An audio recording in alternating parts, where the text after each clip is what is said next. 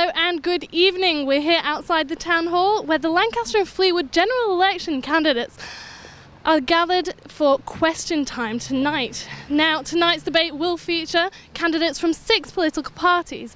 We've got Eric Ollerenshaw from the Conservative Party, we've got Robin Long for Lib Dems, Chris Coates for Greens, Cat Smith for Labour, Ray Smith for Tusk, and Matt Atkins representing UKIP.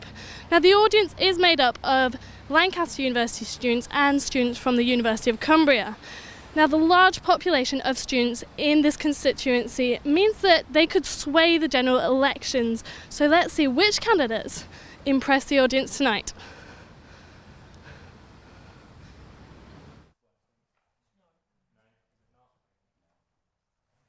Sorry, that's the secret signal to microphone on.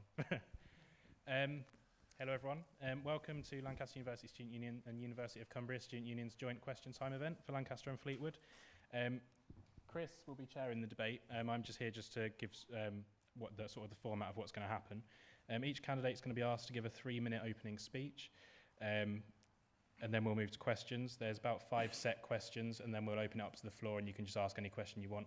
If Chris calls your name, could you just put your hand up so I can bring the microphone to you? And later on, if you get selected to ask a question, if you could just keep your hand right up so I can bring the microphone to you, that'd be great.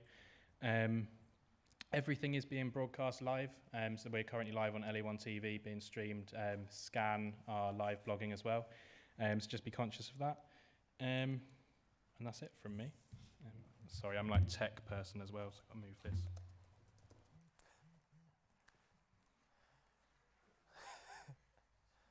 Thank you very much, Damon, and welcome to Question Time. As Damon said, I'm Chris Osborne. I'm your host for this evening. Tonight's debates will take the form of 3-minute opening speeches from each of the parliamentary candidates from the 6 parties that are present. Then there will be an hour to an hour and a quarter's debate, followed by 2-minute closing speeches from the candidates. In true FA Cup or World Cup style, I'm going to draw the names out of a hat in a second. Just a couple of bits of information first. Candidates will have 1 minute to answer questions from the floor, and we'll go to questions from the floor after the 5 set questions who we have already identified. And without any further ado, let's get started. Oh, sorry, the hashtag for this evening for anyone on Twitter is LancsQT. So let's see how much we can get on Twitter. And the first candidate for tonight is the UK Independence Party candidate, Matt Atkins. Would you like me to stand? Take to the lectern, please.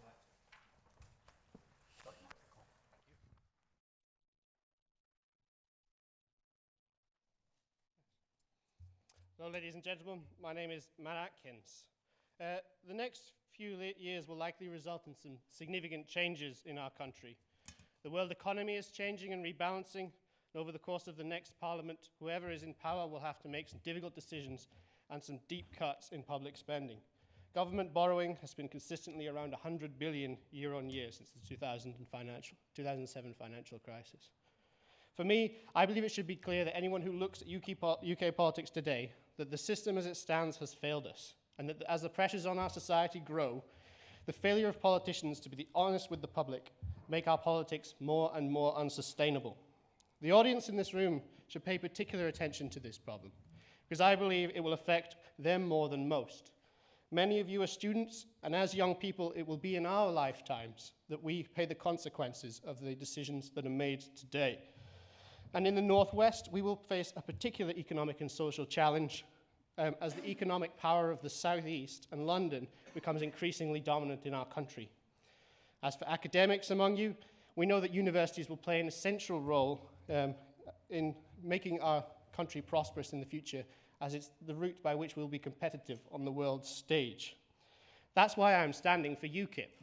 I strongly believe that only UKIP has the political mettle to confront the difficult issues that we face head on. Without resorting to spin, without resorting to catchphrase politics or to policy made for the papers the next day, we will fight for our local communities. 10 years ago, to question the economic sense of the EU and the Eurozone was seen as the preserve of fruitcakes. But UKIP did it, and the debate is very different today. 5 years ago, to advocate immigration control was seen as closet racism. But UKIP did it, and the debate is very different today. And no party today would deny that uncontrolled economic migration is a universally, no party would claim it was a universally good thing. Even in the last few months, we have seen how internal UKIP conversations about the NHS have provoked discussion about NHS funding, not just for the next 5 years, but for the next 25 to 30 years. Lancaster is my hometown. I was born in Scotland, but I grew up here.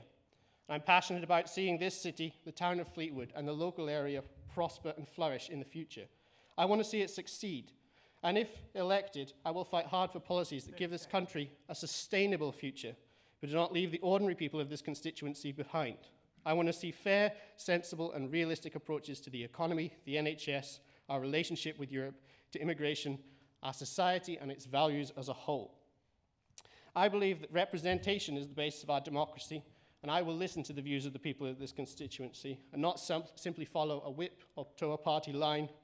I believe this offers the best opportunity for us to successfully navigate the challenges facing our area and our country so that we can emerge stronger and better equipped to prosper in the future. Thank you.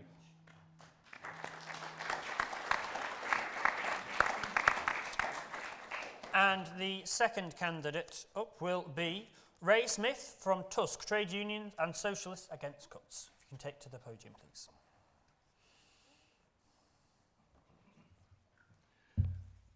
Hello. Hi. My name's Ray Smith. I'm Tusk candidate for Lancaster and Fleetwood. It's true we're having bad times at the moment and all these cutbacks. However, I'm totally opposed to all the cutbacks and austerity measures because I don't believe that throwing people on the dole and cutting everything back to the bone is going to help the situation. What you're going to have is an economy that's not going anywhere, not producing anything, and it's just going to stagnate and get even worse. I can't justify the cuts again also because I think there needs to be a redistribution of wealth. We've already seen it. What's happening is people are losing their jobs, being forced to rely on food banks when you've got people like energy companies creaming off the profits. One of them recently was the water energy, I think it was one of the energies anyway. Could have given a 27% cut in household bills. What did he do with it? It just went to the shareholders. And for the sake of time, I'm just going to reel through. That's one of the reasons why I'm totally against the austerity and the cuts. I'm also in favour of protecting workers' rights because if they're working, they have a right to protection from bad employers. 0-hour contracts, I think, personally should be made illegal. It's only designed to stop the workers having holiday entitlement, proper pay, and also doesn't guarantee them any work whatsoever. Okay. I'm opposing all privatisation of public services and utilities to stop profiteering, and I'm calling for the railways, the NHS, the utilities and the banks to be put back under public control. Thank you. Thank you very much.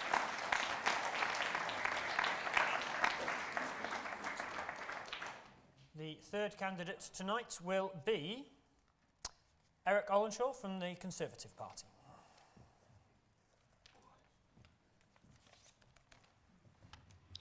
I hope you'll forgive me as an ex-histories teacher if I start with a little bit of history. That in 2010, when this coalition government, which I've supported for the last 5 years, came to power, we were still in the longest recession in our recorded history. We had a growth rate of 0.4% and going backwards. Unemployment was 7.8%, that's 2.5 million people out of work, and 20% amongst the youth. And borrowing, we were borrowing £1 in every £5 government was spending, with the highest deficit in the developing world. and where the amount of money to pay for the interest on our borrowing was equivalent to what we were spending on defence and education combined. That was the situation in 2010. The situation now is we have a growth rate of 2.4%, which is, I think, the third highest in the developing world, just after America and Germany. Unemployment is coming down consistently and is now down to 5.4%, having created 1.9 million private sector jobs. Inflation is 0.4% and coming down further. And youth unemployment is down to 14%, still a lot of work to do there, but is actually on a downward trajectory. Now, we've done all that, having made very difficult decisions in terms of cuts, yes, which I've put my hand up to, but we've also had that plan to deal with the deficit, so eventually we can deal with our national debts, which at the moment stand over $1 trillion, and because of that, we've managed to keep low interest rate, which has allowed us to continue to invest and maintain investment both in health and education and, as important, infrastructure. And you'll see those investments both locally in Lancaster in terms of the N6 link road of 121 million, locally in Fleetwood in terms of 67 million into the seawalls. And those were difficult decisions and hard fought to maintain that spend locally and nationally in terms of our railway structure. And that is the situation we are in at the present moment.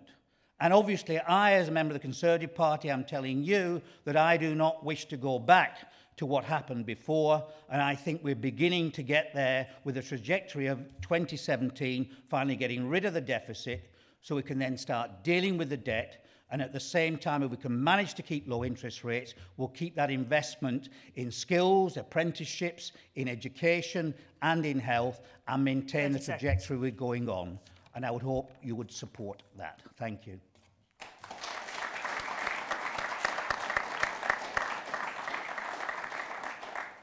The fourth candidate tonight is going to be Chris Coates from the Green Party.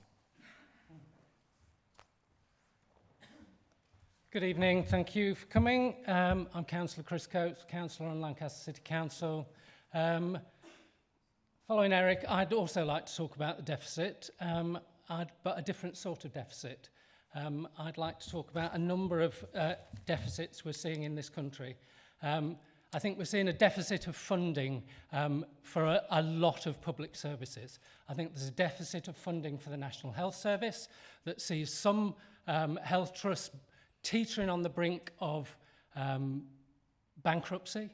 I think that is just astonishing to me, how we can have a National Health Service where hospitals might go bankrupt. I think there's a deficit of funding for public services on the council here. We have only managed to balance this year's budget by starting to dip into our reserves. That is not a long-term strategy. What will happen in the future is you will see public service cuts in this town coming forward because of the policies of the current government and any future government, whether it be Labour-led or Conservative-led. I also think there's a deficit of funding or deficit of confidence in public transport. We've just seen the East Coast Main Line given out again to a private franchise when it was making money in public ownership. And finally, I think we're seeing a deficit of ideas from other parties, the other parties that are represented here, on how we might take things forward in a different way.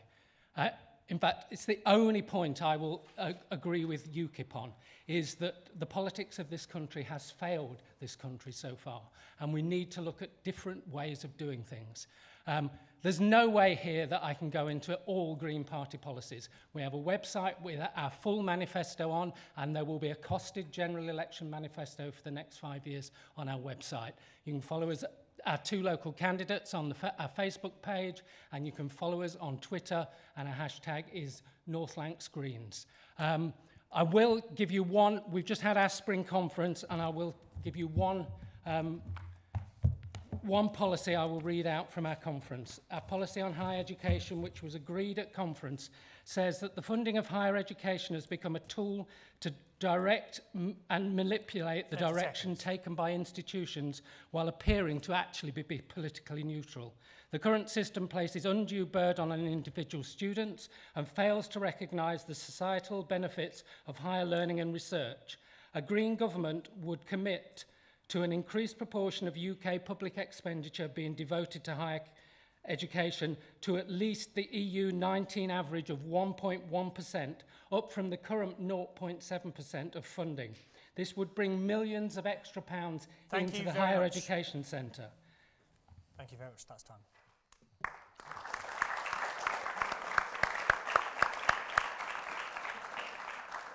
The fifth candidate to speak tonight is the Labour Party representative, Kat Smith.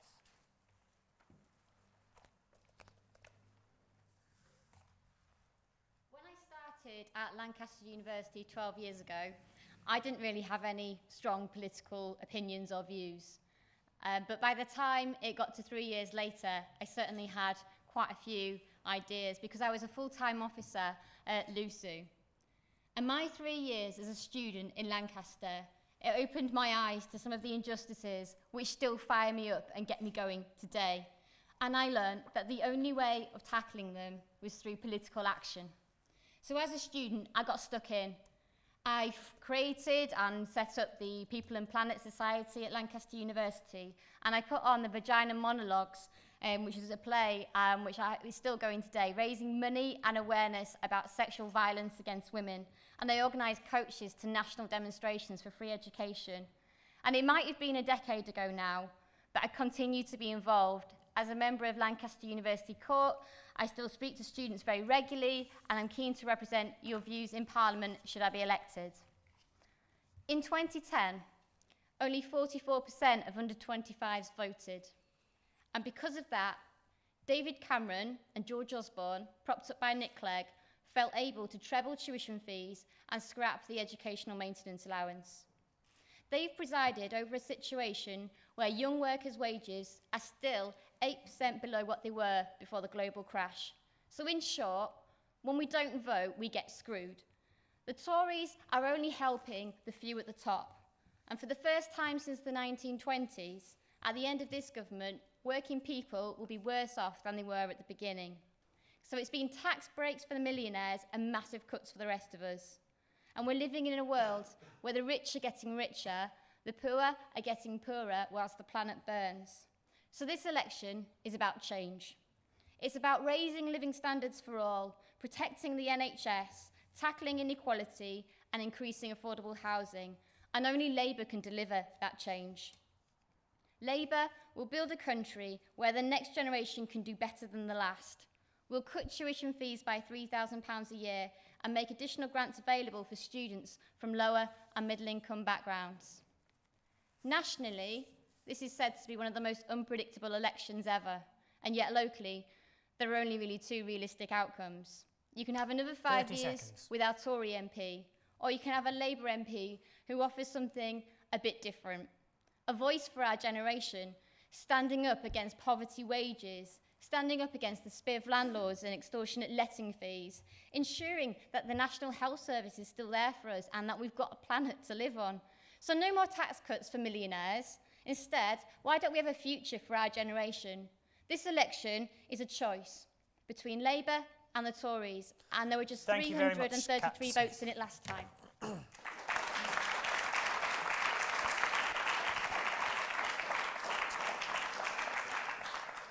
And of course, that leaves us just with a single candidate left, Robin Long from the Liberal Democrats.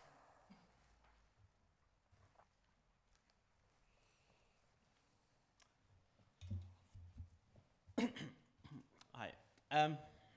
I suppose this is the point where all the other candidates have done. I should give you policies and give you this wonderful, rousing public speech. But in all honesty, my background has been research. I'm used to being stood at the front with a nice presentation behind me, laser pointer swinging around a bit, and giving a list of facts and information. And that's what I want to bring to this role as if elected as your MP. I want to see more evidence-led and pragmatic policy. We have politicians that are led by their beliefs and ideologies, and beliefs are fine, but if you're blinded by your beliefs and ideologies, committed to one single thing, and are not bothered about looking at the evidence, then you're failing your constituents. You need to look at the evidence, see whether the policy is working, see whether it will achieve what you want, then review it. Not all policy does what you want. You have to go back and look at it and see if it's actually achieving what you want. And that's what I want to do. I want to fight for evidence-led policy in Parliament, and I want it to become the norm there, not belief and ideology-led.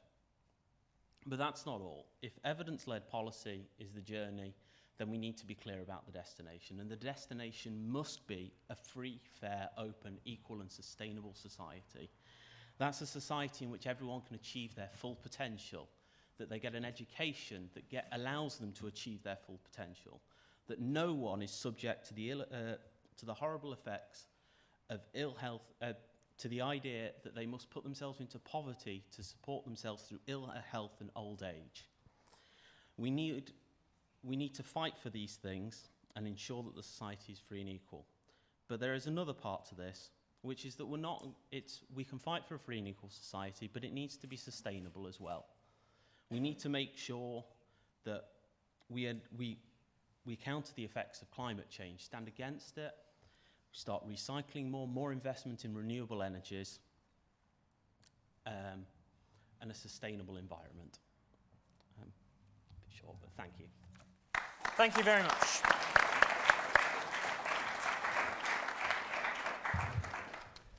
We will now go to the first of our 5 questions which we have already picked out from the audience, and is Lee Dixon in the audience?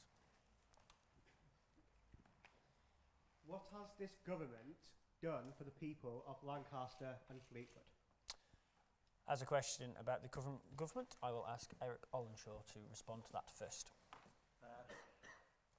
I suppose in a round, as I was trying to say, sorry, I'll stand up, is trying to get an economy fixed so that people have got some stability to plan their future and their lives, and certainly the impact on unemployment, which has also been very good locally in terms of falling, while maintaining the investment in the National Health Service here in Lancaster, the Royal Lancaster, and delivering extra infrastructure in terms of the M6 Link Road, which has been a plan that's been around for literally 30, 40 years. And as I said, investment, certainly in Fleetwood, we've got new investment in a fish park to help fish processors there. So it's to bring Lancaster and Fleetwood, which is always, as your Member of Parliament, trying to do, to get us known down there so that we are not forgotten as we try and rebuild this economy and get us moving. And in finishing in terms of that, the extra investment obviously that's coming to the university in terms of the health innovations part, that's 17.5 million. These are huge figures, huge amounts of money, which government finds difficult to spend. But thankfully, they've seen the potential of this incredible area we live in and can see it contributing in a full part of the national economy. Eric, I will ask if the Lib Dem candidate as the other party of government wishes to come in on this next, or we'll open it up.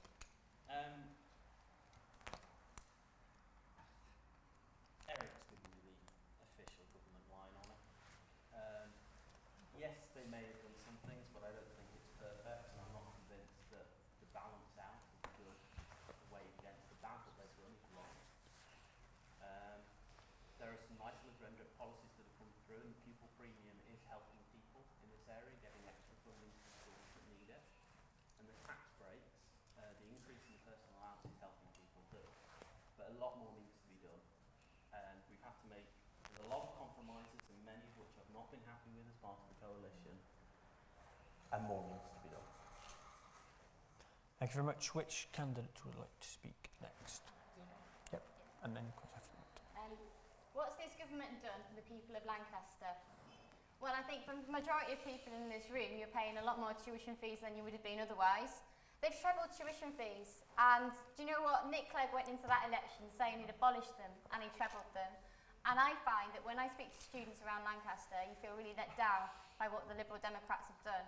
And that's why I'm standing on a manifesto that has been costed, and we know we can deliver what we're going to say. So everything that we offer you, we can deliver. This government has made way to privatise the National Health Service here in Lancaster. Working people are £1,600 a year worse off.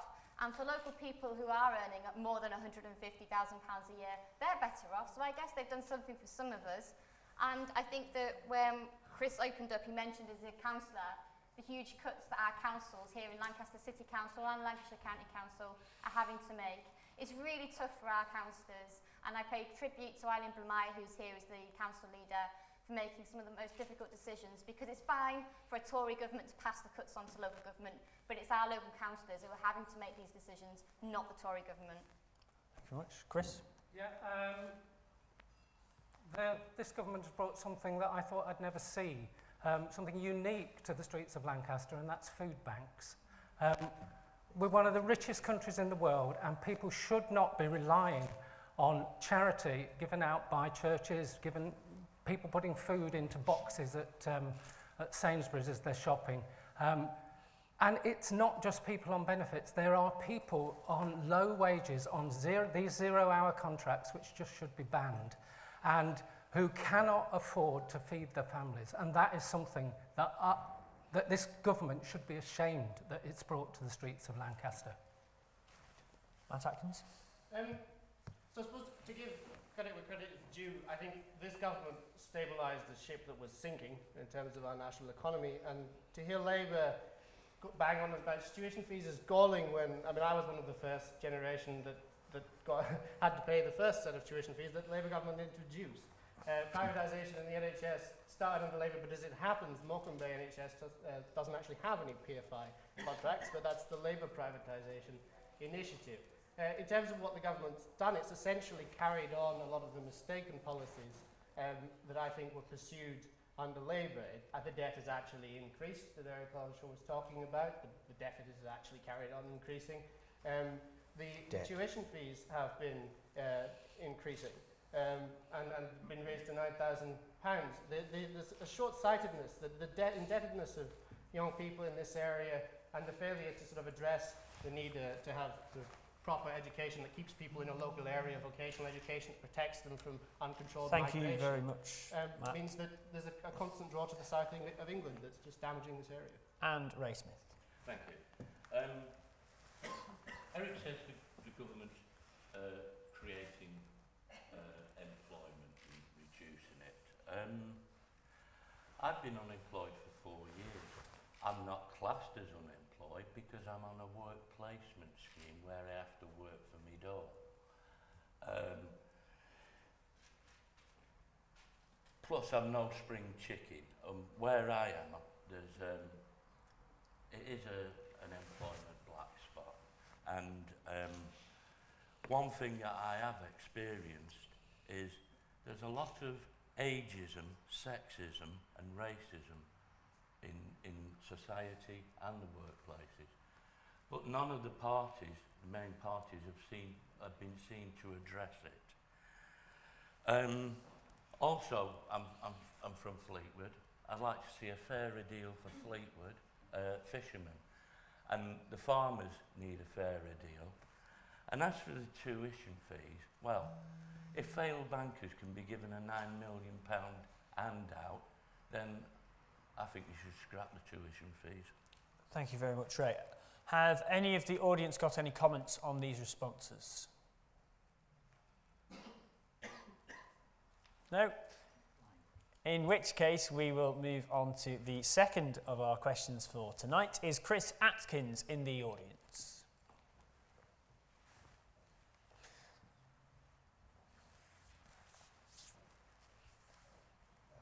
Students have told us that one of their primary concerns is the quality of affordable housing in Lancaster.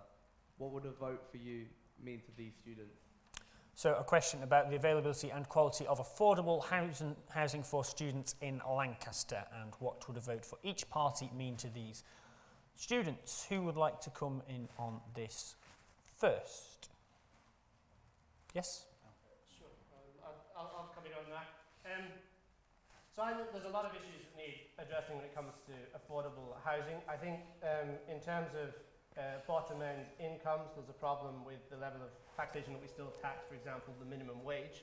And so UKIP would remove all minimum wage earners from taxation, which would give them more available money to find housing. We also strongly support brownfield housing developments, which tend to be more of the affordable housing type, flats, apartments and that sort of thing, and we would give them a VAT reduction, and we give them exemption from VAT if developers and private individuals want to convert brownfield sites for flats and housing, which would make a real difference to that issue. I think though also we do have to address the fact that the population of this country has increased by, according to an Oxford University study this week, over 500,000 in the last 3 to 5 years. And if you don't build houses and you increase your population by opening the doors, then you're going to have housing price increases. And so there's an inevitability to that. It's one of the costs that comes with widespread migration. And so I think we do have to look at reducing migration in order to reduce demand on housing to bring some of the pricing down. Thank you very much. Eric?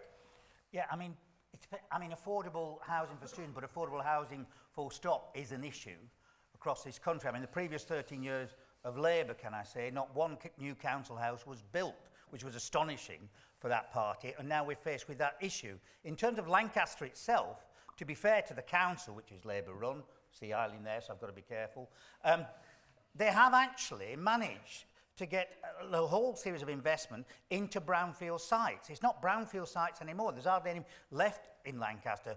And also student on some of the streets which are now divided into student occupation, multi-occupation. There needs to be a re-look at whether you get these large student accommodation blocks. Is that the alternative?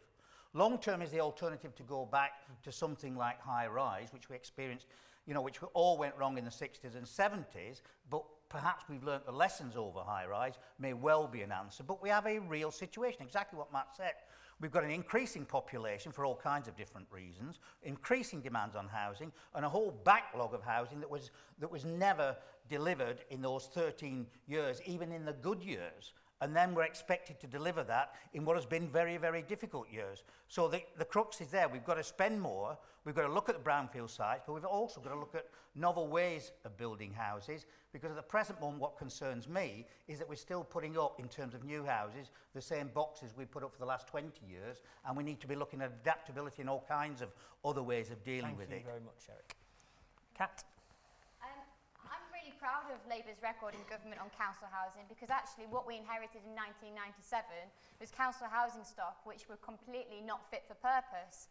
Anyone who saw inside our council houses in 1997 will have seen single glazed windows, damp, drafts. They were totally energy inefficient. And what we did in government was we brought 1.5 million council homes up to the decent home standard, because everybody deserves to live in a decent home. Regardless of whether or not they rent from the council, a housing association, whether they rent privately or they're an owner-occupier. What we've seen under this government is David Cameron presiding over the lowest level of house building in peacetime since the 1920s. So no wonder we're not keeping up with demand. Whether or not you're renting or you're hoping to buy, it seems that young people are losing out. If you want to buy, the average age now for a first-time buyer is 33. So actually, even I'm not at that age yet. So when you're trying to settle down and start a family, and if you want to choose the security of owner-occupation, it's usually out of reach for many people. And when you're renting, as I'm very well aware of in Lancaster, there are some landlords which, let's face it, they rip you off, and the fees that you're charged through the letting agencies are far higher than the cost it takes to run the checks for you as a tenant. And it often feels that if you're a good tenant, you lose out. Chris? Yeah, a couple of things here. Caroline Lucas, the Green MP in Parliament, has been pushing for the reintroduction of rent controls on private rented property. This would start to bring back some control over the sort of people that Kat has been talking about, people charging unscrupulous rents and ripping students off. The other thing I'd like to talk about is the Scottish Greens' support for student housing co-ops, taking the profits that are there and reinvesting them back in student housing. I would like to see something like that being taken up in Lancaster. I think there's scope for that, and that's what I'd like to see if I'm elected. Thank you very much. Robin? There is a shortage of houses still, and when you have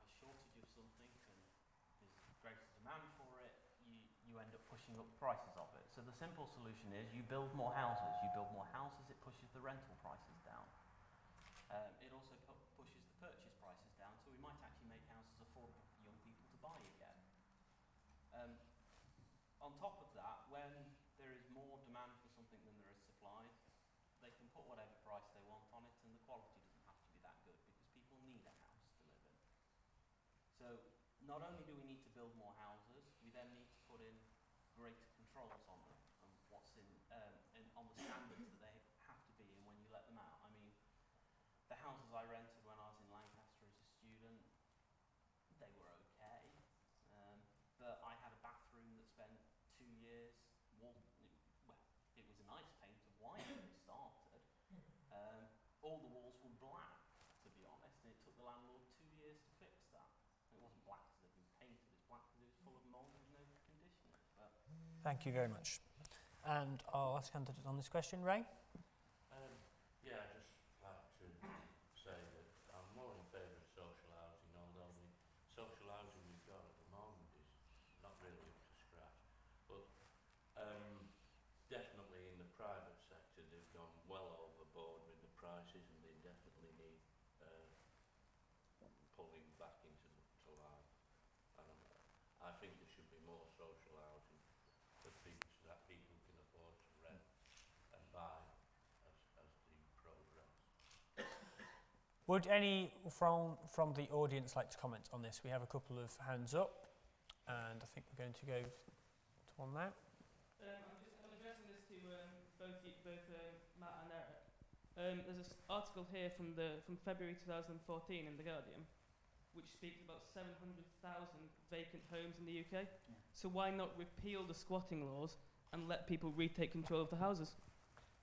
Because the squatting laws were there to protect people who'd simply gone on holiday and came home and found people in their houses. You've got to have control on that. It's nothing to do, and allowing people to illegally occupy is not the real answer to this. The real answer to this is to get a housing market going. And can I just add that in putting rent controls has always been traditionally the end of any market and any willingness to either rent or any willingness to either build. And even Gordon Brown, God bless him, was against rent controls. Yeah, my thoughts on that are in some ways similar, that the historical evidence for rent control is it always increases the cost of rent because landlords will narrow down what they're renting to as small as possible and put it on top to the maximum price the rent control allows. So it's not a sensible policy, it doesn't work. In terms of essentially massively changing the entire structure of English property law and land ownership, you could do that if you want, but it's rather pie in the sky to propose. I don't think it's a realistic solution that's actually going to happen. And if it did happen, then the main source of house building actually has to be the private sector. We might not like that truth, but if the private sector don't feel there's an incentive to build houses, they won't build houses, and the government can never really plug that gap on its own. And so if you disincentivize them by saying if anything lies unoccupied, we're going to seize it and put people in it, you'll do enormous damage to the property market. And I think one of the sort of aspects of what this government has done that's rather discouraged affordable housing is the fact that they no longer pay housing benefit directly to landlords. That's been extremely detrimental to housing authorities and to private sector landlords moving into the kind of council housing sector because there's simply not the security there anymore to do so. So if you make the market your enemy, it ends up kicking you back much harder than you can kick it. Thank you, Matt. Any other candidates? Yeah. Yes, Kat. There was one point in my life where I moved house 3 times in about 18 months because every 6 months my landlord decided to put the rent up to a point where I couldn't afford it and I had to move. And I've had some pretty dodgy landlords, I'll tell you. And the truth is that's actually the reality for quite a lot of people. There's 1.3 million people that rent privately in this country and they have that insecurity that because your tenancies are standard 6 months, that every 6 months you might have to move. Now, for me, when I was, in my mid-20s, that wasn't too much of an upheaval. It was a faff, and, there's always some organisation you forget to tell you've moved and you lose touch with them. But if you're a parent and you've got school-age kids and you're moving every 6 months, what does that do to them? Which is why Labour has said that we'll take 3-year tenancies as standard rather than 6 months, because it will provide that security.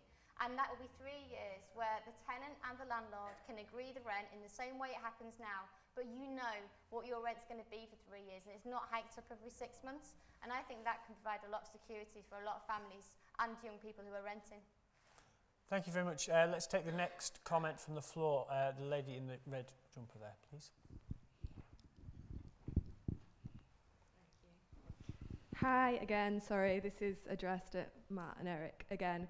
I just wanted some proof about your argument that it is this open door policy, as you said, that is affecting the housing in Lancaster and Fleetwood specifically, because to me, someone who works with refugees and asylum seekers, it does feel a lot like propaganda. I'd be interested for the facts and figures about the migration population in Lancaster and Fleetwood and how that impacts.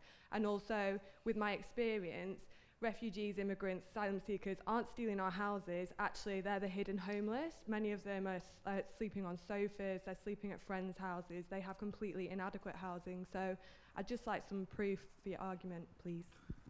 So essentially, I think I've been accused of a number of things I didn't say. First of all, UKIP actually, as a party, has supported accepting more asylum seekers from Syria after the recent conflict. For example, we make a strong distinction between asylum seekers and economic migration. I can't give you direct facts and figures for Lancaster and Fleetwood, I don't know them. And the other thing is Lancaster and Fleetwood is a heavily migrant town, partly because of its universities, so I think that would enormously distort the figures for the area. But I can tell you sort of anecdotally, I volunteered at Citizens Advice Bureau in Morecambe for a while. We saw a lot of Polish clients, particularly who came in to work in the fisheries, wonderful, lovely people, but it was a large number of people working in our factories and I've seen it working for the local fisheries authority. So anecdotally, I've seen there is a large migratory transit through our farming and fishing industries in this area that might not necessarily interact enormously with the student population, but definitely is there. So I would suspect it has an impact, particularly more perhaps in Morecambe and Fleetwood than it does in Lancaster, where I imagine the main issue is students and student numbers. And one of the consequences of government policy and tuition fees is universities are allowed to take as many students as they want now, and they get all the funding directly from the fees. So they are incentivized to take more and more students, which will mean ever-increasing numbers will come to universities, and you may think that's a good thing, but I think arguably that's unsustainable. Eric. Yeah, just a quick comment. I mean, I didn't comment about any of that, but yes, as a party, we are in favour of trying to reduce the level of immigration, and we've been struggling to try and do that, as you know. But asylum seekers and refugees are somewhat different, and there's no issue in terms of that. In terms of locally, yes, I've had 1 or 2 refugee issues in my surgery, but not massive, as you know. We're not in that sense like the other places. In terms of students, I'm perhaps one out on a limb in that I, like a number of other members of Parliament, still do not understand why students from abroad are counted in with our immigration figures and should be taken out of the count altogether. But apparently there's some problem in getting some cross-party agreement. There's no problem with myself, and I know there's no problem with a number of Labour MPs, but there is a sticking issue over that point. Are there any other candidates who would like to comment on the issue of refugees and asylums and housing? No? Okay, any further comments from the floor on this question before we move on? No? Okay. Sorry? The previous question, I just wanted to make a quick comment on that. Very quickly then. I think it would be worth looking at the land value tax for housing. I mean, if you're actually going to charge someone for having a house there that's empty and charge them on the rental value of it, it's incentivising them to actually rent the place out instead of keeping it speculatively to see if the price goes up so that they can sell it on and create unearned wealth. So. Thank you. We'll now move on to our next question. Is Mia Scott in the audience? Thank you, Mia. Hi, I was just wondering how you plan on tackling the current mental health crisis, firstly on a national level and secondly on first on a local level and secondly on a national level. So what are candidates' plans for tackling the UK mental health crisis, firstly on a local level and then on a national level? Which candidate would like to comment first? All right, I'll start if you want. I mean, I think the whole issue of mental health has now risen up the agenda because people have been prepared to talk about it, which has been really difficult, as everybody knows, you know. And it actually, sitting in Parliament and seeing people, I think that Labour candidate John Woodcock in Barrow was prepared, and a number of other MPs prepared to stand up and actually say they suffer from depression, and that it's not, and it is a disease, and not, you know, just something which, if you like, when most people weren't talking about it. So that's the first issue. To get it actually on the agenda has been a big, big issue and has meant people standing there and saying it. Another issue is therefore how you deal with it. We had some report, wasn't it, yesterday about the numbers being locked up by the police because of the lack of ability to actually assist people who are in the midst of some kind of crisis. And that certainly needs to be addressed, and that can only be addressed by extra money going into the National Health Service, you know, and I won't go on about needing a good economy, because that's the other way you can afford it. All right, I will say that. But on a smaller point, though, I am chairman of an all-party group on involuntary tranquilizer addiction. And that is the fact that in the past, a lot of people from depression were immediately put on tablets. And many of these people, through no fault of their own, we estimate 1.5 million people in this country are addicted to antidepressants because there was no system but give them another tablet, give them another tablet. So the other emphasis is getting GPs and these new doctors' surgeries to also have mental health nurses as part of the GP practice. And that must be another practical step we can do to addressing an issue which has been like a hidden iceberg, to be honest. Thank you. Yes, Matt. I would comment on this. I echo quite a lot of what Eric Holland Shaw said, in the sense of, I think that a lot of medical professionals, NHS professionals, are talking about integrating care and NHS systems in such a way and specialising services with specific care facilities in the community and tailored smaller scale care options throughout the community, throughout the wider society. But I think we're looking at probably tens of billions of pounds a year that needs to be invested in order to do that. And so obviously there needs to be a genuine discussion about where we're going to take money from and where currently money is being wasted. And I think currently there is clearly substantial money being wasted through our membership fee of the EU, which is £8 billion a year. The Conservative government just put in place a law that is passed into Parliament to put our foreign aid budget at the highest in the developed world, higher than Germany's, who have a GDP which is over £1 trillion larger than ours. 0.7%. Well, it is 0.7%, but it's 12, 13 billion pounds. And we need to care for the people in our society, and we need to not be running up a greater and greater debt. And I think there's a real issue that we need to discuss there. Second of all, I think we need to discuss the way our society treats people. And one of the side effects, I think, of very right-wing, market-focused, conservative, frankly, politics is it puts people on a treadmill. It talks about running people, and I think Labour were guilty of this in their government as well, running people through school to university into a job that feels high pressure, that they make the most money, that everybody works, everybody pays in society. And I actually believe, I'm a church-going Lancaster, I go to St Thomas's, and I believe that one of the ways we need to tackle this, obviously there's the full medical side that needs to be dealt with, but the people who are best placed to care for people who are vulnerable in our community are the other people in that community. And if we don't sort of address the fact that our society has become disconnected from its values and become disconnected from its communities, then I don't think we'll ever see... we have ridiculous rates of mental health. 1 in 4 people, supposedly, every year suffering from mental health. I don't think that could just be medical. I think we have to take a long, hard look at our society and say, what are we doing that is putting these pressures on people and is building our society in a way that is just not sustainable? Would any other cat? Yes, sure. I certainly won't be playing mental health off against international aid, that's for sure. I want to pay tribute to Mia, because actually she's done a lot of really good work with students in Lancaster to get people to talk about mental health difficulties.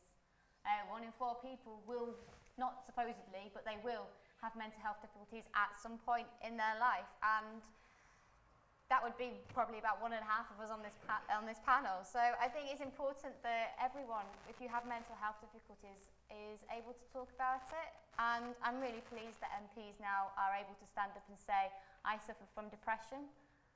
Because when we see the people that are supposedly leading our society saying, actually, I've got depression, it makes it so much easier for everyone else to say, can I have some help too, please? We need to start viewing mental health as whole person care. There's not a social model and a medical model. I work at the minute for an organisation called the British Association of Social Workers, and we're just publishing a report into the cuts that have happened in mental health services across the country, and the disjointed nature between children's services and adult services, and the differential in the thresholds you need for care.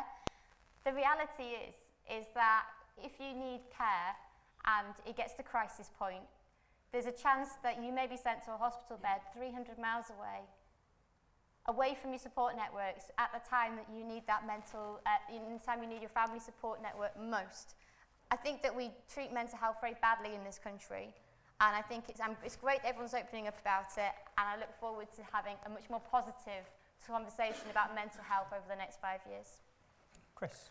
Yeah, Lancaster, in fact, has a long and fairly honourable tradition of supporting people with mental health, actually. I mean, it may have taken the form of two big hospitals, the Moore Hospital and Royal Albert, but actually Lancaster was the place where the difference between mental health and learning difficulties was actually first sort of not discovered, but seen as two separate things. And that's not to mean I'm supporting the big hospitals. It was right that those big Victorian hospitals were broken up. My grandfather was actually a mental nurse in one of the big hospitals in Leicester after the Second World War. But I think the answer that was put in place, Care in the Community, has actually been used to run down the smaller institutional services that really need to be there for people when they need that emergency help. And as Kat said, it is resulting in people being shipped all over the country, that away from their networks, away from that community that might be able to support them. We've also seen this individualisation of budgets, which on one level is very, very good, giving people that power, but it's also seen some of the support organisations locally lose their funding because of that, because people have said this is no longer needed because people will have the individual choice. And there was a mental health support centre in my ward that was closed because the funding was pulled. And that network, that local community networks are no longer there. That's what we need to see funding go into, to help people. Thank you. Robin? I mean, there's a lot been said by Chris and Kat to agree with it. I mean, I'm glad now that we're starting to put mental health in the same line as physical health, but this needs to be matched by funding. We need to see more funding for that sort of thing. And it's a lot easier to do preventative care than it is to do aftercare with this. So we need a lot more effort and discussions with experts to find out where we need to put the help and support and funding in so that we can have preventative care in the first place, but whole care afterwards as well. And I think this is another one where, as I say, going back to the thing, evidence-led policy, we need to consult with the experts again, get their advice. They know how best to deal with this, not MPs. Ray, have you got any comments you'd like to add? A lot has been said, and there does need to be the funding into the care, into the NHS as such, and I agree with a lot has been said. But at the same time, investing in private sectors for the NHS is just going to cream off profits, and I think funding should go back into the NHS. These sort of NHS and energy, they're not fit to be left in private hands. And I believe that if everything's put back into the NHS, then we can build on that, not take away from it. But a lot of the points that have been raised about withdrawing local services, I agree with that. Thank you. Are there any comments from the audience on this one? Yes, the gentleman at the front in the wheelchair. Sorry, wait a second until Damon passes you microphone.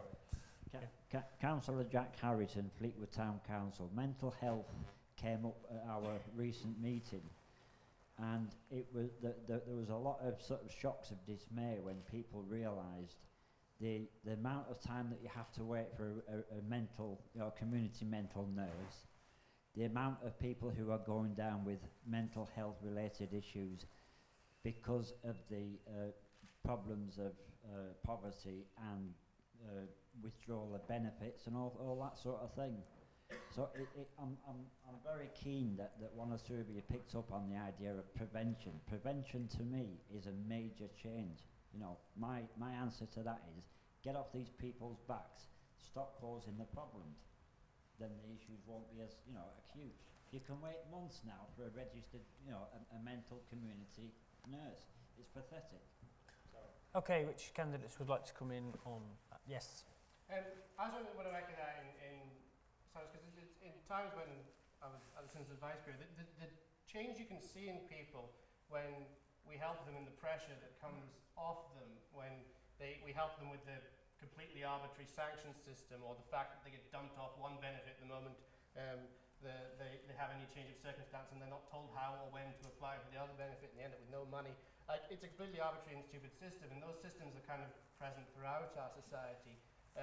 The way children are constantly examined throughout school, the way they're all pressurised to go to university but are lumbered with a massive debt, the way there aren't apprenticeships available locally, there isn't a sustainable life for them here and a hope in the future. I do think these are genuine issues that we need to address. But I mean, it's very nice that we can all sit here and talk about lumping huge amounts of funding into it. And I get accused of saying, well, like, I'm trading off foreign aid against mental health. I wasn't meaning to do that, but we do have to address where is 10 to 20 billion pounds a year going to come from? And we need to fix our economy. So in the short term, one of the best things we can do is actually invest and actually support and believe in and promote our community organisations, churches, our mosques, our voluntary sector. Some of the big society ideas the Conservative government had, but then disappeared because they cut all the funding for it. But we do need to address where the money is going to come from. And the parties over there particularly tend to talk about this sort of thing a lot, but then they offer absolutely no ideas as to where any of the money is coming from. Right, I'm more than happy to explain where the funding is coming from for Labour's NHS pledges. We will be funding our NHS pledges. They're fully costed, and we're funding them through a time to care package, which is comprised of a mansion tax on properties worth over £2 million. I expect the students in this room can only dream of owning mansions worth £2 million. But the truth is they do exist, not particularly around Lancaster, I must say. But let's face it, the rich in our society are getting richer, the rest of us are really struggling. It has to be time to talk about how we run our society in a fairer way. Let me speak. We need to put a levy on the tobacco companies. Because at the end of the day, these companies are creating huge profits out of giving people cancer. That cannot be right. So, yeah, all our policies are completely funded. I wasn't going to come in because we're getting into advantage, but you know, you've got to come in when we talk about a mansion tax, which actually most of the Labour members of Parliament in London are dead against because of the impact in London, particularly on some people who are not extremely wealthy, but because of the market, because Labour didn't build many houses, the price of their property has gone through the roof, and they'll be stuck with a tax which is then not clear how it will be collected, because presumably it will then lower the market value of those properties, so you won't even have the amount you're setting out at the moment, is one point. In terms of the tobacco levy, this is a new one to me. I thought it was called a tax on tobacco, which every chancellor has increased every year, and it's standard anyway. So in terms of that, there are serious questions about the funding, but going back to the point of the question, the point is to generate an economy that can create the extra wealth so you can put it into the NHS. And at the moment, our commitment is above. We've committed for the last 5 years and committed to increases matching inflation in terms of investment in NHS. Above that, the Chancellor committed an extra £2 billion next year as we feed through the success of the economy so far, even though there's still a long way to go, debts to be paid, deficits to be finished. But the mythology that somehow you can throw around these taxes and therefore somehow mesmerise money, it's just back to old Labour as far as I can see. If we just get back to the question, are there any more comments from the audience? Yes, where's Dane? Yes. There's only one answer to that point, by the way. Only one mentioned mental health. Okay, Eric, given that you're talking about funding, do you not think it's disgraceful that given that 3/4 of mental health sufferers develop their mental health before the age of 18, that your government has cut child and adolescent mental health services by £50 million? But it's not. It's not cut the NHS, and it's not cut. It depends where the support services are. It depends what you mean. This has cut some of these central bodies, certainly, and that's not actually been a direct government cut, as you know. That's been a decision taken by regional authorities and the rest of it, and by local authorities in different areas. So it's a way you spend the funding. Who sets the level of funding? Sorry? Who sets the level of funding? The total level of funding, of course, is set by a government in the parameters. Yes, absolutely. Yeah. I'm sorry, but no government, as far as I know, unless somebody's telling me different, has an unlimited checkbook to pay for everything. You don't have to, but Would any... Sorry, can we just let any other candidates comment on the cuts to funding for young persons' mental health? Any candidates? Other than to agree with the speaker. Yeah. Okay, I think we'll start to move on to the next question now. Is Robert Whitley in the room? Me again. Have the government's reforms to voter registration disenfranchised students, and should the individual electoral registration be scrapped? So, reforms to voter registration and whether that has disenfranchised students. Who would like to come in first on this topic? Do you want me to start? I mean, I'm voting for it. Oh, sorry. Go on. No, you started. I'll let you finish. I'm most polite. We're always polite. Look, I voted for it on the simple grounds that in certain areas there were real issues about voter registration in terms of who was registering who. But the principle that if this is so important, which I do believe it is in terms of a democracy, why, and you are asking people at 18 plus to make a decision on a future government, then surely the simplest thing is to ask them to be able to register themselves if they consider it that important. So what is the actual problem? I do not know. And some of the issues about students not registering, obviously the council here and lots of others, the government has made huge efforts to explain to people the differences, the distinction, that each individual should register themselves and sign so it could be checked. And therefore it was the first step, if you like, of taking part in this democracy and making a decision about which way you cast your vote. But I will say this, that some of the wider, about students not registering has not taken into account the fact, as you well know, many of you are registered at home rather than at university. So some people have never understood double registration in two different places. So I actually think it is a good thing. It reinforces the fact that democracy is not something easy. It's a very difficult thing to make a determination to cast your vote, and that actually you should be of a mind to be able to register yourself as a fully fledged member in a democracy and with the ability and willingness to take part in that democracy at that level of voting. I see no problem with it. Thank you, Eric. Kat? I think the interesting effect of the change in electoral registration is this could be a general election where the percentage of people eligible to vote voting will go up on the basis that we've lost thousands of voters off the electoral roll. I was shocked when I first saw the electoral roll for the university ward in Lancaster to discover that there were only 22 students as of January who were on the electoral roll as it was published then. I paid tribute to the Students' Union and to actually various political parties working on campus, speaking to their fellow students and trying to get them registered. Because as I said, when only 44% of under 25s vote in an election, and if you all fall off the register, obviously that makes it impossible to vote at the election, how can the policies ever represent you?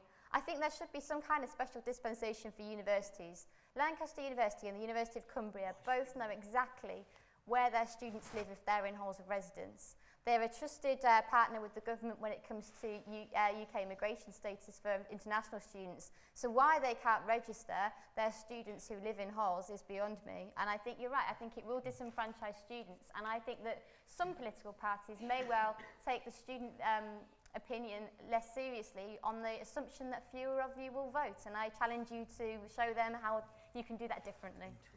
Matt?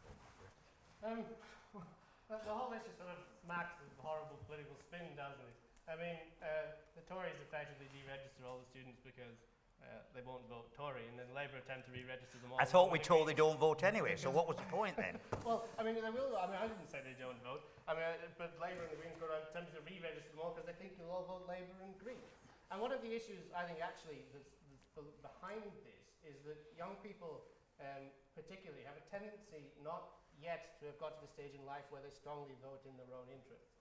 And I think one of the reasons that political parties keep exploiting us as the young people, exploiting you as students, is because you tend to vote on subjects which don't directly affect you, because you tend to be slightly more ideological until the politicians eventually beat it out of you. But I think at the moment, the parties is just a system. I mean, I'm in the same situation, so I'm not attempting to patronise you. I'm just calling it as I saw it as I grew up. And so I think I would take a long look at the manifestos, decide what you think is genuinely in your interest. If you want to vote, go and register. I'm not going to strongly push you for it. I don't think many of you are going to vote UKIP. But if you want to go and register and vote and pick someone, do it on the basis of what you think is best for you and what you believe in. Don't be sort of herded along by any party into doing what they think is best. Yeah. Thank you, Matt. Who would like to come in next? Yeah, I mean, I think we will see at this election some students losing their vote because we will see a blip, I think, between this election and the next election.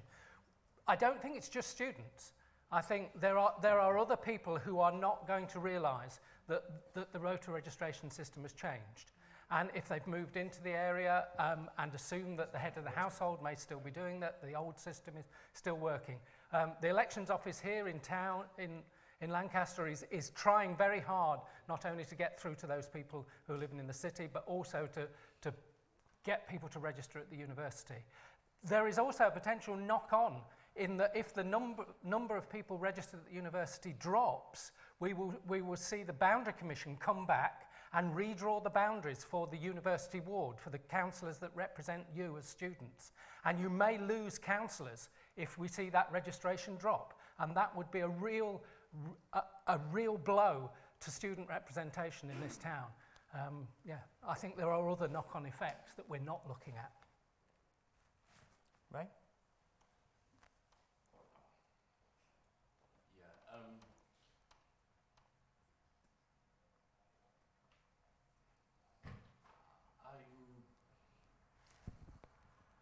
I can understand the point of having, I don't know if this thing's working, but I can understand the point of having voting in all the residents while you're at university.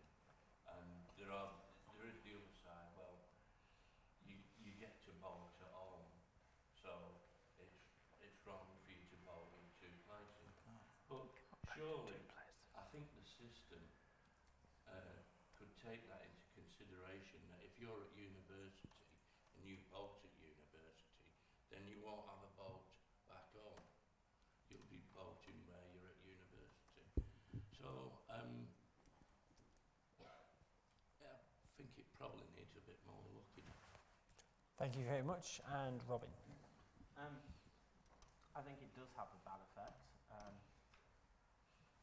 If I remember correctly, you need your national insurance number to register to vote, which is not going to be the simplest of things for most students, because I don't think they actually have that to hand. I suspect it's probably at home. You probably don't want to ask your parents to go searching for your veteran for your national insurance number. There are ways around it without that, but it's not the easiest thing to register. I think Kat's right. It would be simpler if the universities were allowed to do it en masse for people.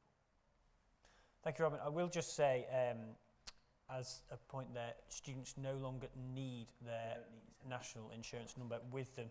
If, like me, you hadn't actually registered to vote until today, there are voter registration forms outside the room that the elections officer very kindly left there, and you can pick those up, and you do no longer need your national insurance number. They can be verified by other means. That's good.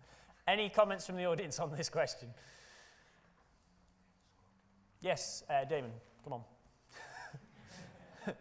Stop sitting there. Yes, hello, it's me again. I'd just like to come back at what Matt said about students not voting for particular issues. I remember 2010 very well, and the fallout from that election, where a fair sizable majority of students voted for the Lib Dems on their failed lies of tuition fees. But that happened.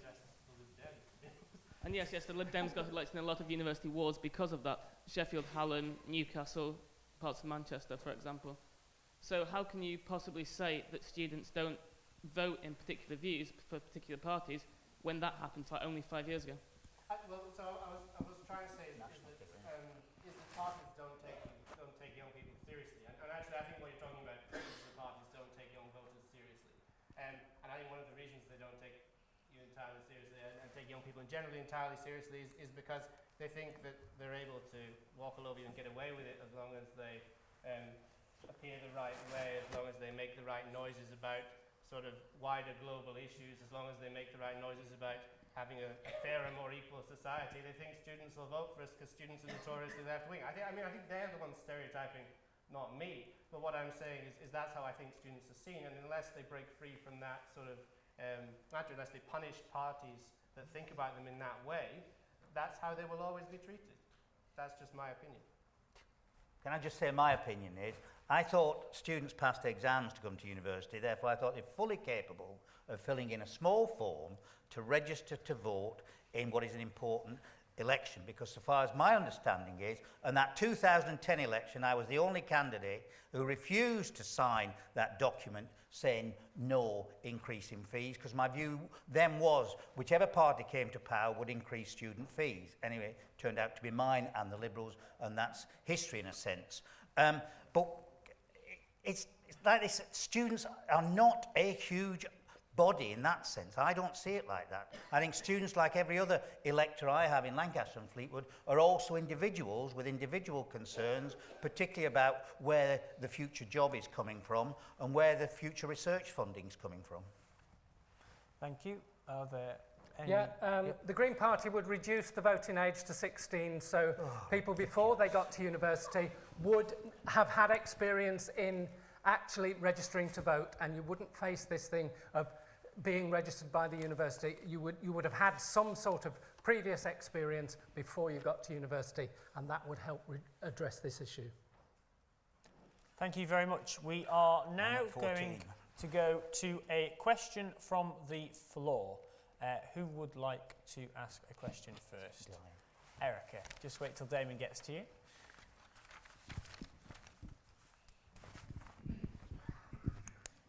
On Sunday, around the world, people gathered to celebrate and protest for International Women's Day. Celebrate because we have achieved so much. Protest because there is still so much to do. So as women and governments from around the world gather in New York for the Commission on the Status of Women and the 20th anniversary of the Beijing Platform for Action, I have one question. What will you, if elected, do to hasten the realisation of gender equality and the end of all forms of discrimination and structural inequality in our community? Thank you. A question there on how to end structural inequality. Who would like to open with that? Can I go first on this one? I feel like I'm experiencing structural gender inequality on the platform. I think that, I'm a feminist. I celebrated International Women's Day. I think it's shocking that in 2015, about 80% of our members of Parliament in Westminster are men.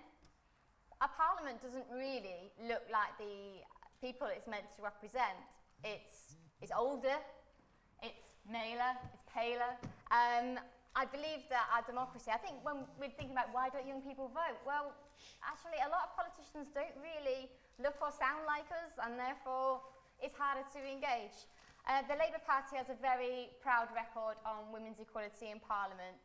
The Labour Party has more women MPs than all of the other parties put together, and that's because we've got to, do things like use positive action. I was selected by the Labour Party on an all-women shortlist, and I'm not ashamed of that. I think that all-women shortlists have meant that we've had politics ever since 1997 where women's voices have been heard.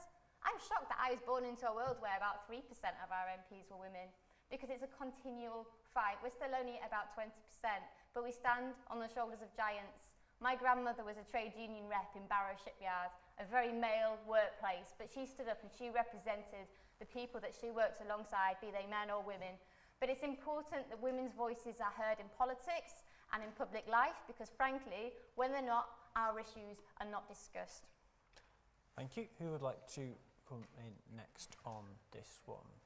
Well, I suppose I'll say as a Member of Parliament and kind of older and paler and male, that actually, you know, a lot of people, for various reasons, have suffered discrimination over the years, and it's not just as simple as the sexual divide in terms of male and female. The question wasn't just about... No, I know it wasn't, and that's why I'm saying in that. In terms of it's a wider thing, and actually it's a cultural thing along with anything else. You know, one can pass laws, and we've managed to pass laws which have had some massive impact in terms of going back when I was growing up in the 60s and so on, in terms of race discrimination and all the rest of it.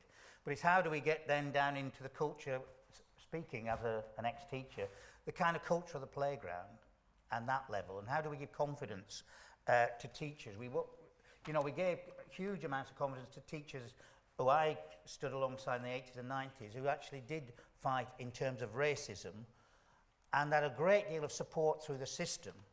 But in terms of gender inequalities and all the other issues, I just wonder how much support there is from governing bodies and so on, and parents. It's dealing with that. And for me, it's always been, if you can start in the schools, if you can start there and give professionals the support they need to challenge behaviour, then you start making huge strides, which I saw we did do in the 80s and 90s in terms of racism, and certainly a lot more to do in terms of gender. Thank you. Chris? Yeah, I think I can stand up and say that with 100% of our elected representatives in Parliament are female, and 100% of the leadership of our party is female.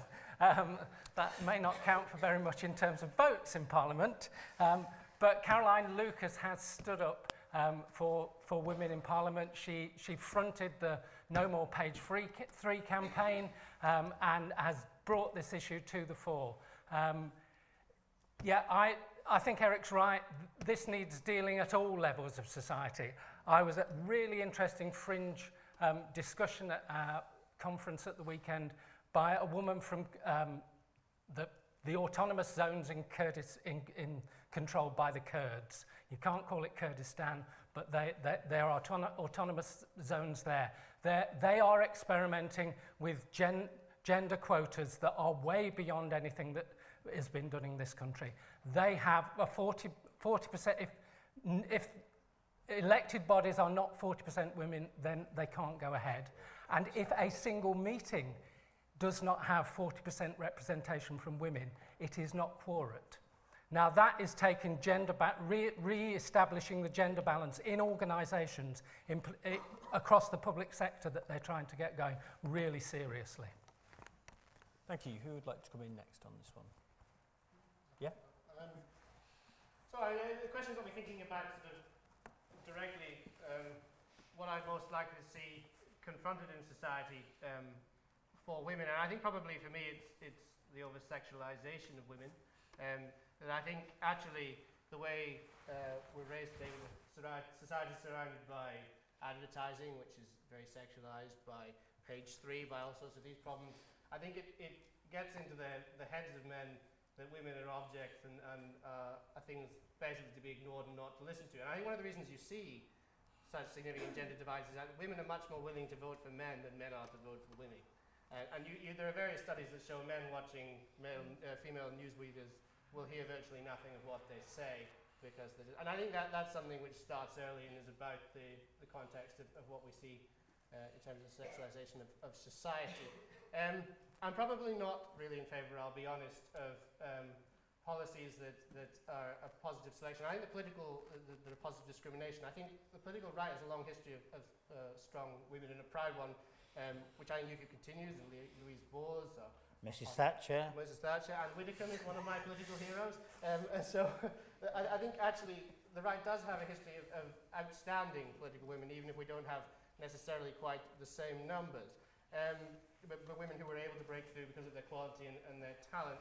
And there is perhaps an issue with girls' aspiration, not necessarily aspiring, or being discouraged from aspiring to what men aspire to. But equally, I don't want to push women into a situation where they're forced to aspire to things that men aspire to that I think are negative, to make loads of money, to pursue power for the pure means of power, to pursue career and power over having a family. And I think I would like to see a situation where both are promoted as equal and valuable options. And when it comes to all women's shortlists, I think Cat Smith is obviously quite a good candidate and is relatively local, but I think Labour slightly shot itself in the foot, the constituency next door in Morecambe, where a lady has been parachuted in from Burnley. And I don't think she's regarded by a lot of Morecambe people as local, which I think is a concern by some of those people. And so if you can't find sort of quality women and you can't encourage them to come up from your grassroots in the local community, I find it questionable that you arbitrarily bring someone in from outside, and I'm not sure that promotes equality for women. I think actually it looks questionable. Can I defend Thank my you. colleague? Because that was not true. Lancaster district has a very proud record of women in leadership. We've got the council leader here in the room. It's Eileen. She's a woman. And do you know what? Labour didn't parachute a candidate into the Morecambe seat at all. There was a selection process where every local member had one vote. There was a short list. There was 4 women on there. I think 2 women were from the local area, 2 women weren't. And Amina Lone, who is our candidate there, she is a Manchester City councillor. She runs her own business and she's a single mum of 4. And I think she's a spectacularly strong candidate and exactly the sort of woman that I'd like to see in Parliament. Thank you. Before we get too deep into this argument, would either of our 2 remaining candidates, Robin, would you like to? I think more needs to be done to look at the barriers still preventing women gaining equality. I mean, in the science departments at Lancaster, we have Project Juno by the IOP, the Athena Swan Award, which encourages the departments to look at why they lose women at every level of promotion. We have fewer, we just lose them at every stage that we take the opportunity to promote someone from researcher to lecturer to professor. We lose women at that, and you need to find out why. And they're starting to do that, and in some departments they've made significant changes with that. In many, it's actually helped them. They've introduced policies that they actually thought would help women, such as flexible leave, part-time working. I actually found that it is the men that took up that, because equality is not just equality helps us all in the end, not just women. It helps us both. And the fact that we have a society that puts men forward for certain roles is a detriment to us as well. I think Parliament suffers from its own problems as well, that all women shortlists won't completely solve. That the responses to questionnaires I've seen is that most women find Parliament a bullish, boorish, mannish place that they wouldn't want to ever work in. And until we have some changes in that to make it a more friendly atmosphere to everyone, I don't think we'll get more in. All women shortlists, I'm not so sure that they're actually working. They're helping get more women in. But the last thing I saw on Labour list said that the open selections, not a single open selection had been won by a woman. So it might be masking a problem. It's usually a relative of a previous cabinet minister. And thank you there, Robin. Ray, would you like to say anything on this before we open up to comments? I'm opposed to sexism, whether it's male or female. I like your terminology, Kat, about paler and grey in Parliament. But I'd hate to think that you would mean that to apply that you don't want all the women in Parliament. What I'm trying to say is, it's not just Parliament, it's in the workplace as well. Positive discrimination against one gender or another. It needs stamping out, and there needs to be tough measures put in place for those people that are causing the offence. Thank you. Any comments from the audience on this question? All in favour? No? Okay, let's open up to another question from the floor, please. The gentleman at the front in the wheelchair, please.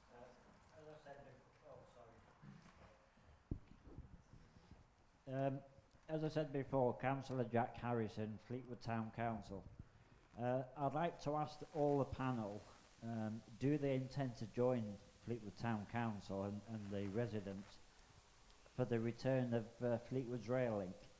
And how do you see the best way forward in achieving that? Thank you. Who would like to open on this question? Matt? Yeah, so I strongly support the investment investment in local public transport services. I think we've seen particularly the rural bus services get cut, and I think we've seen decline in quality of our local sort of trunk services. So, for example, not only the train to Fleetwood, which is now completely gone, but one to Manchester and Liverpool. I think those trains are underinvested in as well, and I certainly think those are enormously important. Linking the north together to build a kind of balancing powerhouse to give people the opportunity to move freely between our economic zones is enormously important. And I think it's much more important, if we're going to talk about where money is going to come from to do that, than HS2, which is going to cost 30 billion over tens of billions over the next sort of 30 years and isn't going to come in for ages. We could make a real difference now by investing that money instead in local rail services, local transport services. I think it would be much better spent. And that's the reason, even though I'm in the north, I support the scrapping of HS2 in favour of improved local transport services. In the end, the train from Lancaster to London is 2.5 hours. I don't believe that Lancaster's business community, Fleetwood's community, the surrounding communities are going to be better off if we cut 20 minutes off that. Thank you. Who would like to come in? Yes. Yeah, I live in Fleetwood. I've lived there since 1967, and I've seen the disappearance of the Isle of Man boat, the Stena boat, the Pandora freight, and where we're situated, you are in an employment black spot anyway, so people have to commute down. Now then, if we had this rail link restored, that could possibly help take all the heavy traffic that's coming in off from the M55 and up over the new road that's been put in, which of course not have a system there. And not only that, it would support, well, you could support it in two ways really. Passenger for one, because it would make it easier for potential work and employees to get to the place of employment. And also for freight, simply because if we reinstall it, I mean, you've got industries there already, like scrap metal, and then there's the sewage work to North Power. That could all be taken away by freight. And I can't help thinking that with the restoration of the railway link, it might bring back business in order to bring back the Stena link and all that. Thank you. Eric. For those who don't know Fleetwood, it's the end of a peninsula, and there's an old railway line that used to go from Preston Porton through to the docks. Now the other side, a lot of money was invested in a brand new tram system, which kind of ends also at the end. And what's quite interesting, there is a transport master plan produced by, dare I say, the Labour Lancashire County Council, which doesn't mention the railway one bit in it. And therefore, and I'm sure Ray will be on to it anyway, is to get in the consultation and say this needs to be brought up. For my purposes, long term, to be honest, I think when you look at that tram link that ends where it ends, if you swung that round the other side, you could almost have a circle line of trams around the Fylde Peninsula, which is actually light rail and could deal with some of the freight things, and actually create a real joined together Fylde Peninsula. And the land is there, the railway line's there that's been rotting away, and the tram system has been modernised. And it seems to me long term, and that's what I'm suggesting in terms of the master plan, that we look long term about doing that with the tram system and creating a circle line, which will also, big time, exactly what Ray said, deal with commuters, many of them will have to leave Fleetwood in cars down overstretched roads and actually get them onto the trams again. Who would like to come in next? I think I should make a confession. I'm actually a really big railway enthusiast. I've even got my own train set. I'm also a long-standing member of the Wyre and Fulton Railway Society. I was a member of that before I was the Labour candidate for Lancaster and Fleetwood, because I do believe that public transport and the railways, they're cleaner and they're greener, and frankly, we should be investing in this kind of public transport. And the current railway model has absolutely failed. Privatisation has not worked on our railways, and I believe that our railways should be in public hands, and we should be putting passengers. I veer off national Labour Party policy occasionally, but we do believe in having publicly owned railways as part of our railway system, and that the don't leave franchising works, and you will be seeing railways back in public hands. I'd go further and do the whole lot, but I do veer off message every now and then. I believe that we should have more power for local councils to direct where they're going with their transport plans, plan bus routes as well as transport routes, which is why I'm having conversations with Lancashire County Council and the Transport League there about what we can do around light rail on the Fylde Peninsula. Thank you. Robin or Chris? Can I just get an I would support looking at either ideas like Eric's talking about, or actually bringing the link back. I think the Beecham cuts went too far. They clearly took lines out that would be really valuable to local communities. I think we should look again at the high-speed rail links. I think they are putting money into just making it easier to get to London, which is not what we need in the north of England. I would also support in Lancashire the link over to Yorkshire from East Lancashire as a reinstatement of a railway. But actually Kat's right, and the only party who actually has it as a policy is the Green Party to bring the railways back into public ownership, and we are supported by the Railway Union, the RMT, and they are supporting Caroline Lucas in her campaign because we are the only party backing bringing railways back into public ownership. That doesn't answer my question, sorry. We want it in Fleetwood, not in just in public ownership. I don't think you'll get it unless that strategic thinking in the railways unless they are publicly owned. Thank you, Chris. I think that's a sad fact, but I don't think that. I think that's what it won't happen.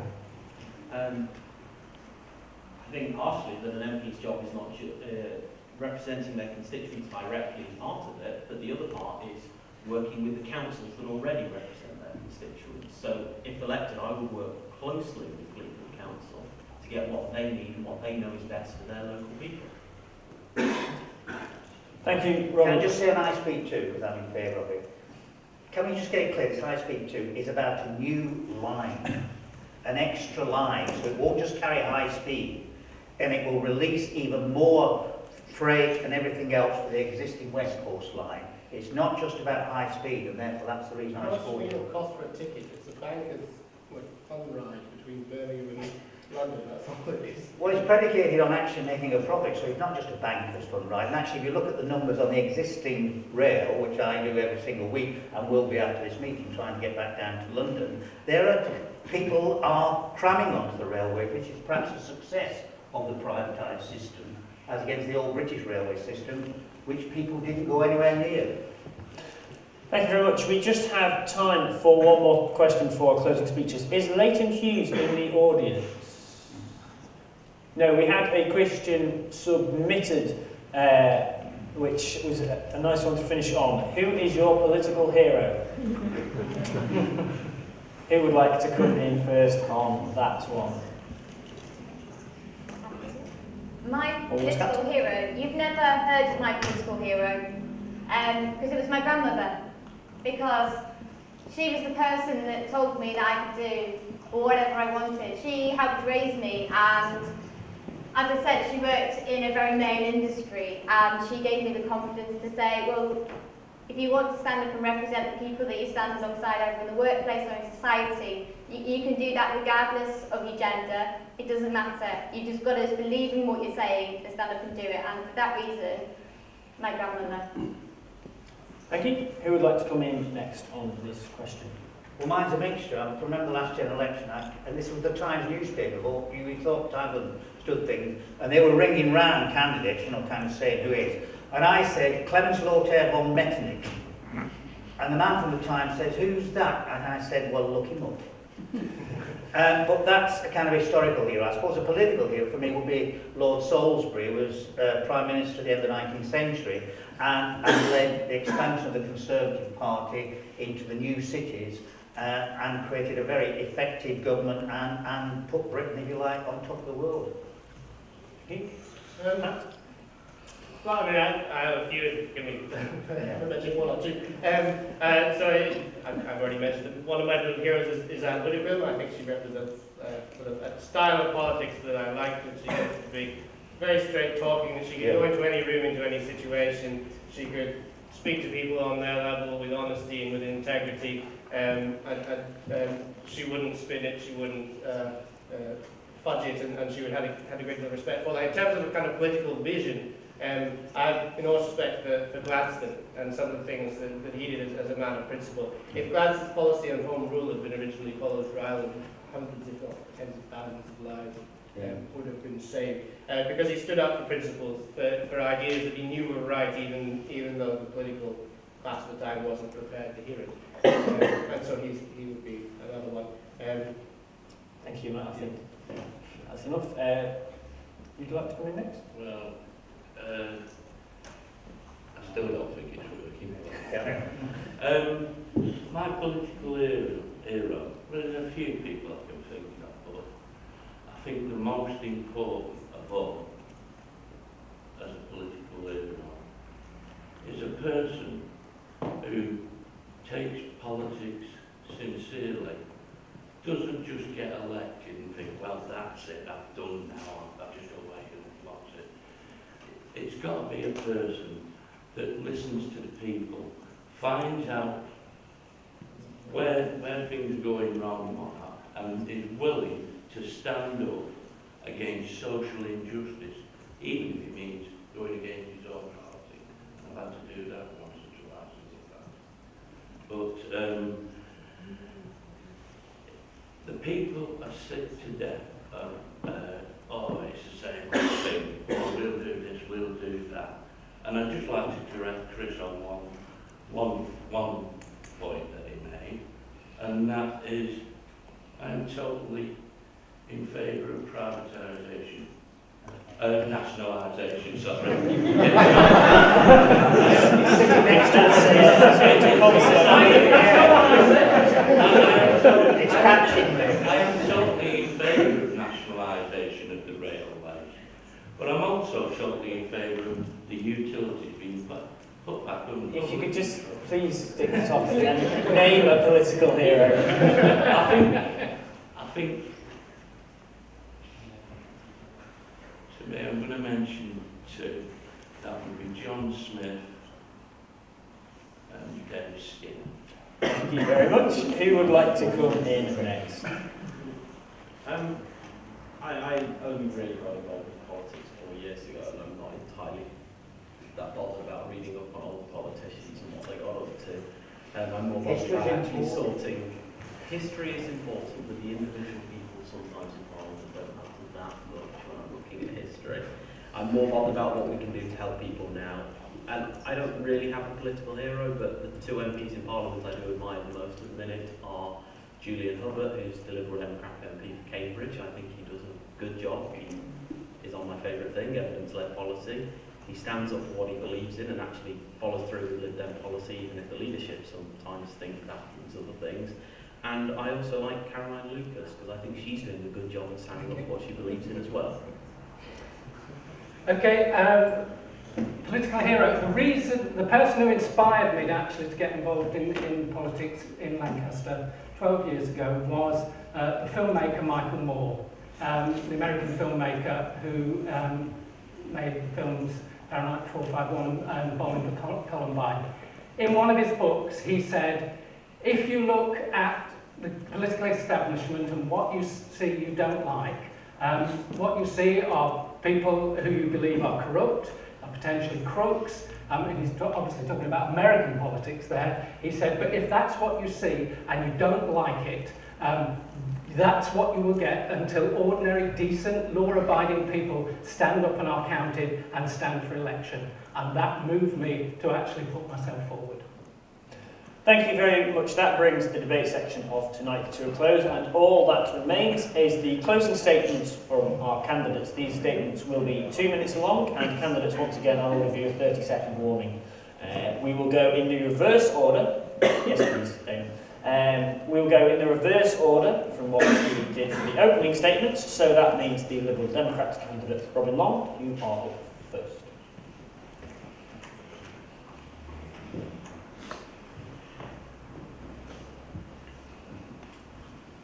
I spoke at the beginning about how I like evidence-led policy, and I think that's how we should work And I really do, and I think you need an MP that represents you. We've heard a little bit of it tonight, and you're going to hear more and more of it as the elections come up, that your choice is to either vote for, you're going to continuously be told that if you vote for X, you'll get Y, don't vote for this, else you'll get David Cameron in, don't vote for this person, else you'll get Ed Miliband in. You're not voting for those people. They're prime ministers, they're standing in other constituencies. You're voting for your MP in this constituency, the person you want to represent you, and the person you believe can represent you best. And that's the way you need to vote. I think, personally, because I'm standing, I am the best to do that. I want to go for evidence-led policy and just not be led by blind ideology. And I will fight for the people of Lancaster and Fleetwood and ensure that I can do the best I can for them. Thank you very much.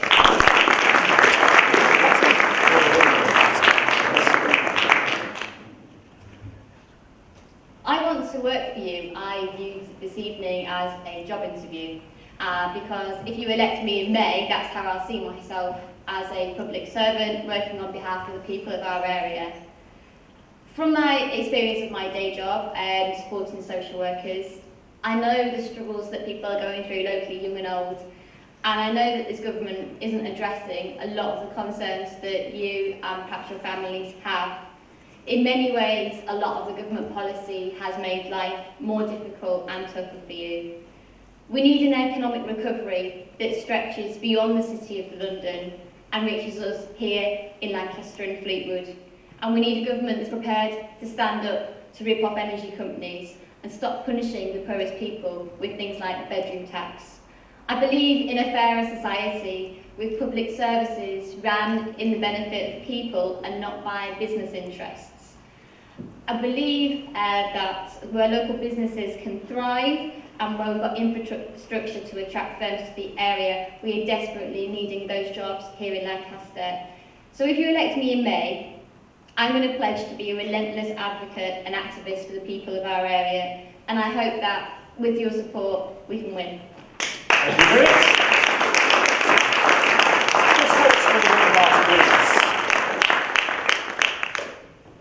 Thank you. We seem to have got through this evening without mentioning the F word, so I'm going to say it, fracking. It's the one issue that's not come up. I had expected questions from the floor on fracking. The Green Party believes we should leave all hard to get fossil fuels in the ground. We will not meet our climate change targets unless that is done. We face three big challenges at the moment. We have an economic crisis, we have an energy crisis, and we have an environmental crisis. We need to look at those all together. And I believe the Green Party is the only party looking across the board on how those three things go together. Actually, I'm not going to stand here and ask you to vote for me. I'm going to ask you to vote for you. That's what you should be doing. There is a website called Vote for Policies. Go to that and see what it is that you believe in and vote for what you believe in. Thank you.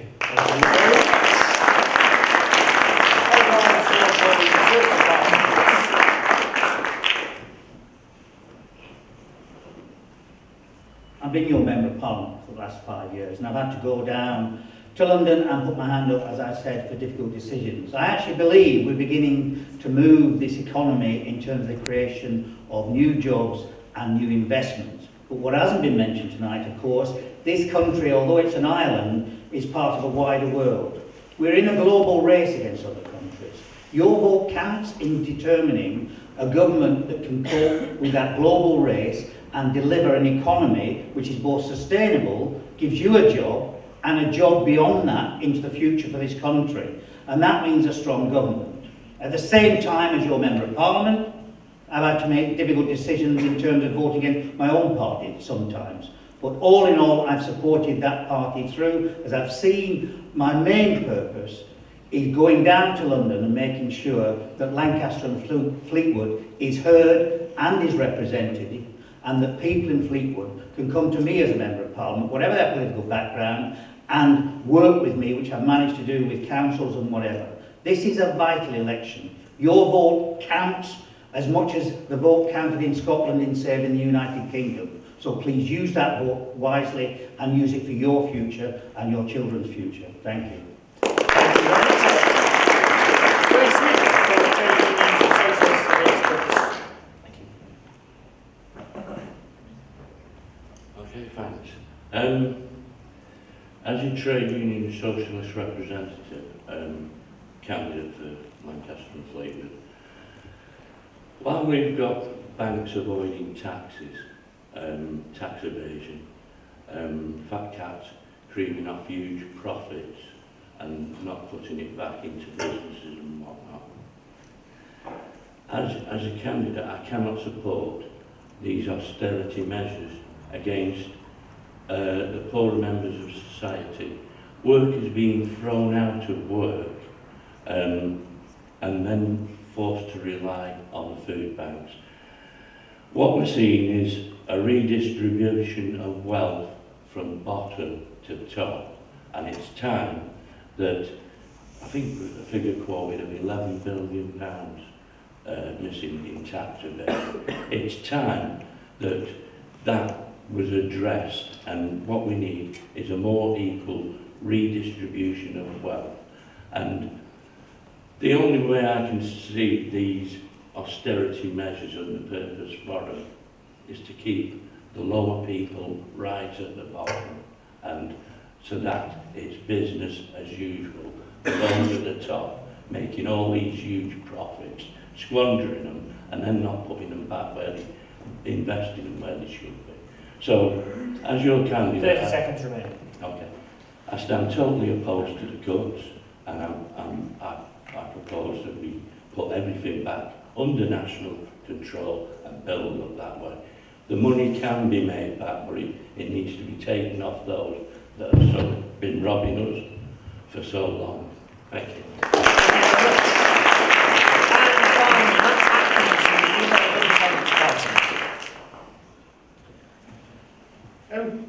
I think it's been an interesting and a useful debate tonight, and I would like to tell you that you can now all go away and vote for the individual here who you think expresses the views that are most closely aligned with yours. But that actually isn't the truth of our political system as it currently stands. Because the two major parties represented here today will head down to Westminster and their hands will be completely tied by their party whipping system to stand for the policies that their leadership represent. And I mean, there will be room for minor variation, but in essence, that's what will happen if you vote for them. If you want a genuine voice, if you want the ability to see a politics where people stand up for things that their constituents say to them, you need a party which stands for real freedom and local politics. And UKIP is that party. We have one or two major policies which we stick to. We want to leave the EU. We think it's a corrupt bureaucracy. We don't want to stop trading with the EU, but we think we can save money through that. And we believe that immigration has not been universal benefit. We've cut back on that. And we have other economic policies. I have a policy leaflet if you want to come and talk to me about it, if you want to see any about other detailed policies. But in general, we want to leave our candidates free to be honest with you, to represent you, and to listen to you. If I was elected, I would view my main job as a listening and advocacy role. I would listen to what you tell me about your community, what you see, what you experience every day, and I will advocate that in Parliament. And if you vote for a party like UKIP, not only will you make bigger political waves if you elect a representative for one of the smaller parties, but you'll put the constituency on the map and you'll elect someone who is free to actually represent and actually stand up for the people of Lancaster and Fleetwood. I'd be honoured if you choose me as that person, and so I should go away and detail UKIP's policy, give them a fair hearing, and then decide on the date if you think I'm the person you want to vote for. Thank you. Thank you very much. That brings our question time event to a close. There will shortly be refreshments served at the back of the hall. I would like to thank LA1 TV for filming tonight's event, and if you have enjoyed it and would like to listen back, it will soon be available to watch on demand on their website. I would also like to thank Lancaster University Students' Union and the University of Cumbria Students' Union for putting on tonight's event, and all that remains is to thank tonight's candidates: Chris Coates for the Green Party, Robin Long for the Liberal Democrats, Cat Smith for Labour, Eric Olenshaw for the Conservative Party, Matt Atkins for the UK Independence Party, and Ray Smith for the Trade Union and Socialism Against Cuts. And thank you, the audience, for attending. Thank you very much.